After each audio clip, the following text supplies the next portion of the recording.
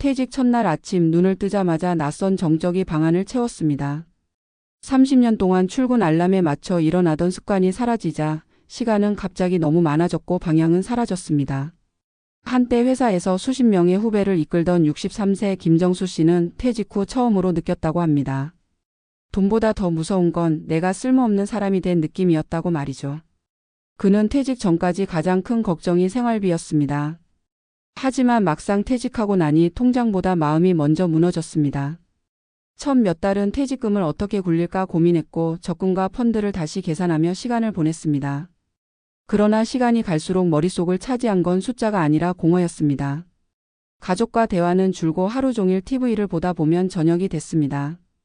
그렇게 그는 깨달았다고 합니다. 문제는 돈이 아니라 내 인생의 의미가 사라진 거였다고. 이 이야기는 결코 김정수 씨만의 것이 아닙니다.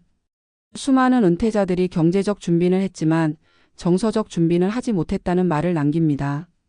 한국노동연구원의 조사에 따르면 퇴직 후 첫 1년간 가장 큰 어려움으로 심리적 불안을 꼽은 비율이 재정 문제보다 높았습니다.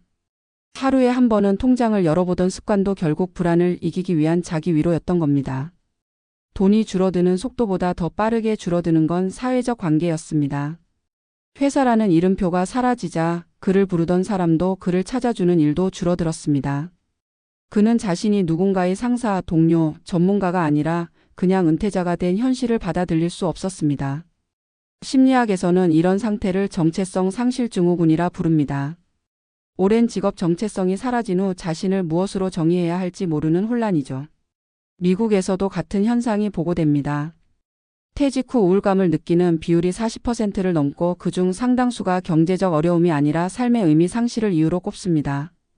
즉 퇴직은 단순히 일자리의 끝이 아니라 자아의 한 부분이 사라지는 사건인 겁니다.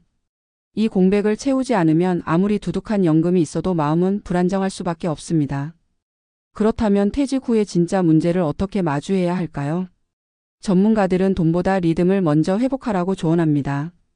일의 리듬이 사라진 자리엔 생활의 리듬을 세워야 합니다.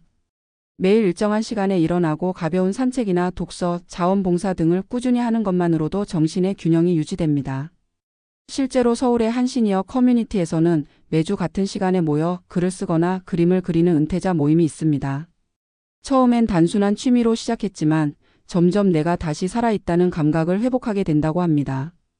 한 참여자는 이렇게 말했습니다. 돈을 쓰지 않아도 되는 시간들이 이렇게 충만할 줄 몰랐어요.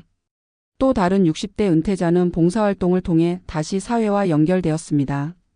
그는 퇴직 전까지 한 대기업의 인사팀장이었는데 이제는 지역 아동센터에서 진로 멘토로 활동합니다. 그에게 물었습니다. 경제적으로는 불안하지 않으세요? 그러자 그는 웃으며 이렇게 답했습니다. 불안은 여전하지만 그걸 잊을 만큼 누군가와 연결돼 있다는 게 더 커요. 결국 은퇴 이후의 행복은 돈의 크기가 아니라 관계의 밀도에서 나온다는 뜻이죠. 하지만 이런 전환은 결코 쉽게 오지 않습니다. 많은 은퇴자들이 아직도 쉴 자격이 없다는 죄책감에 시달립니다.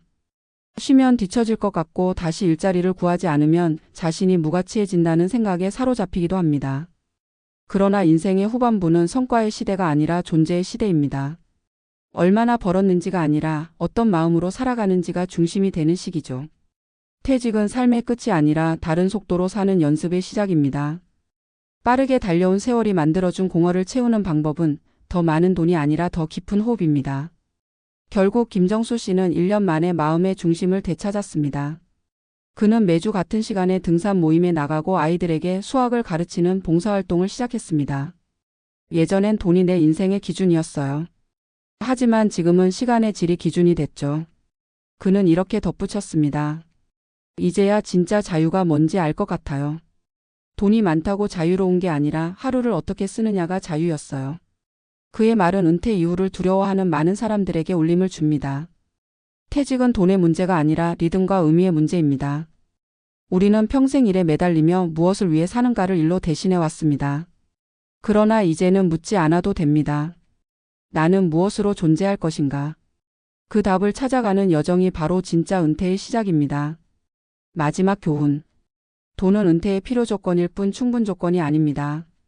삶을 지탱하는 건 통장 잔액이 아니라 매일 아침 일어날 이유입니다. 그리고 그 이유를 찾는 순간 은퇴는 불안이 아니라 또 하나의 시작이 됩니다. 퇴직 후 첫 새벽 눈을 떴을 때 느껴지는 감정은 묘합니다. 분명 자유를 얻었는데 마음은 해방이 아닌 허전함으로 가득 차 있습니다. 수십 년간 매일 반복되던 출근 준비와 회의, 보고서 작성, 동료와의 대화까지. 그 일상 속에는 내가 사회 속에서 존재한다는 확실한 증거가 있었습니다. 그런데 그 모든 것이 한순간에 사라지면 남는 것은 시간뿐입니다. 그리고 그 시간은 의외로 무겁게 다가옵니다. 사람은 자신이 쓸모 있다고 느낄 때 안정감을 얻습니다. 하지만 은퇴는 그 쓸모의 기반을 송두리째 흔듭니다. 더 이상 누군가에게 필요하지 않다는 감정, 나의 경험을 필요로 하는 곳이 없다는 인식은 통장 잔고보다 훨씬 깊은 불안을 불러옵니다. 어떤 이는 회사에서는 매일 누군가 내 결정을 기다렸는데 이제는 아무도 나를 찾지 않는다고 했습니다. 바로 그 공백이 은퇴의 진짜 문제입니다. 돈은 대비할 수 있지만 존재의 의미는 미리 쌓아두지 못합니다. 많은 사람들이 퇴직 직후 재정 계획부터 세웁니다. 퇴직금 운용, 연금 개시 시점, 생활비 절감 등은 물론 중요한 문제입니다. 그러나 놀라운 사실은 이런 재정적 고민이 실제 불안을 덜어주지 못한다는 점입니다. 서울시 50플러스 재단의 조사에 따르면 은퇴자들의 가장 큰 스트레스 요인은 경제적 불안보다 사회적 고립감이었습니다. 생활비보다 더 무서운 건 함께 밥 먹을 사람이 줄어드는 것이고 하루를 공유할 대상이 사라지는 것입니다. 특히 남성 은퇴자에게서 이런 현상은 더 뚜렷합니다. 직장 외 인간관계가 거의 없었던 이들은 퇴직과 동시에 사회적 네트워크가 붕괴되기 때문입니다. 회사라는 이름으로 연결돼 있던 관계가 사라지면 개인은 낯선 섬처럼 고립됩니다. 이 고립이 심리적 불안을 키우고 그 불안은 다시 돈에 대한 집착으로 되돌아옵니다. 통장을 열어보며 마음의 안정을 얻으려 하지만 그 숫자는 결코 마음을 채워주지 못합니다.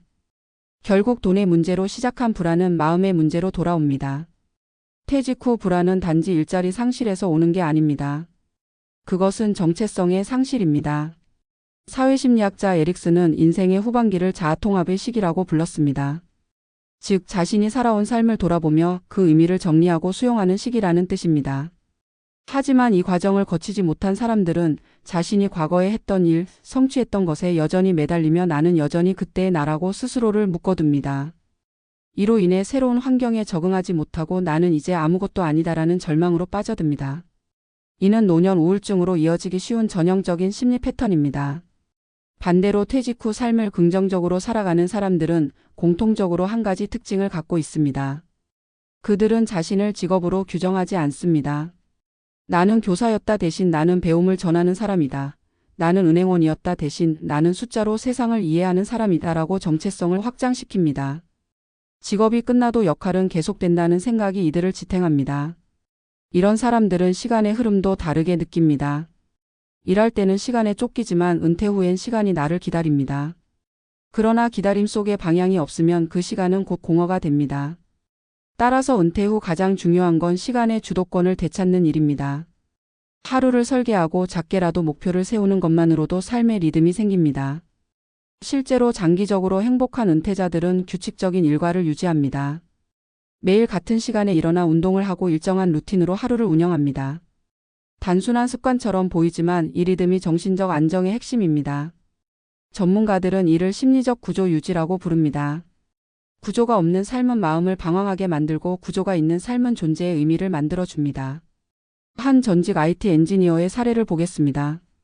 그는 58세에 조기퇴직을 하고 처음 6개월간 여행과 골프를 즐기며 이제 진짜 자유다라고 느꼈습니다.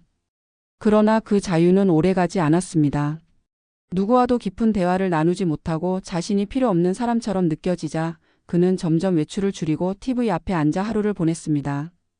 그러다 우연히 지역 도서관에서 열리는 디지털 교육 봉사단 모집 공고를 보게 되었고 자신의 IT 경험을 살려 노인들에게 스마트폰 사용법을 가르치기 시작했습니다. 몇 달 후 그는 이렇게 말했습니다. 사람들이 고맙다고 인사할 때 내 존재가 다시 살아나는 기분이었어요. 그 순간 깨달았죠. 진짜 문제는 돈이 아니라 내가 누구인가를 잃어버렸던 거였다고. 그는 지금까지 3년째 봉사활동을 이어가고 있습니다.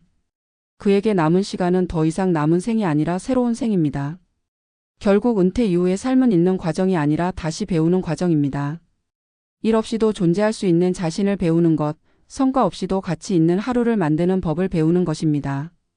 인생의 전반이 가속의 시대였다면 후반은 감속의 시대입니다. 천천히 그러나 깊이 살아야 비로소 보이는 것들이 있습니다. 인간관계도 마찬가지입니다. 퇴직 전에는 실용적인 관계가 중심이었다면 퇴직 후에는 감정적 연결이 중요해집니다. 돈을 빌려줄 수 있는 친구보다 내 이야기를 들어줄 친구가 더 소중해집니다. 이런 관계는 하루아침에 생기지 않습니다. 시간을 내고 관심을 쏟고 다시 사람을 배우는 노력이 필요합니다. 진정한 노후의 부는 인간관계의 자산에서 나옵니다. 은퇴 후 심리적 공백을 채우는 또 하나의 방법은 자기 표현입니다.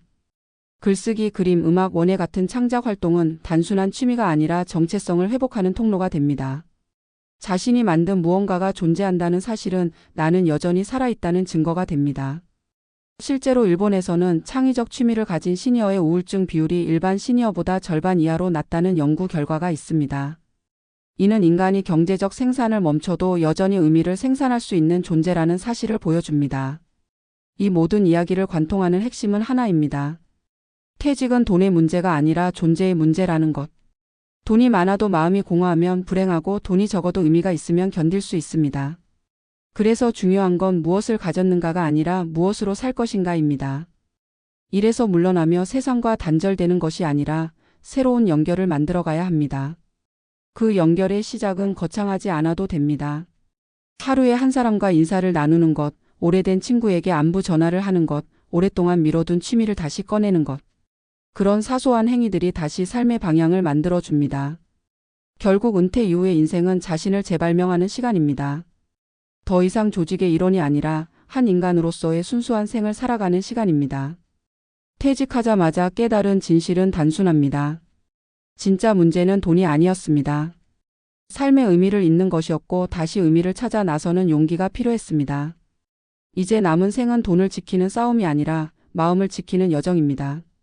돈은 언젠가 줄어들지만 의미는 쌓을수록 커집니다. 교훈은 분명합니다. 돈은 노후를 버티게 하지만 의미는 노후를 살아가게 합니다. 결국 우리를 살게 하는 건 숫자가 아니라 하루를 채우는 이유입니다. 퇴직은 끝이 아니라 질문의 시작입니다. 나는 오늘 왜 일어나는가? 그 질문에 답할 수 있을 때 우리는 비로소 진짜 은퇴를 맞이한 것입니다.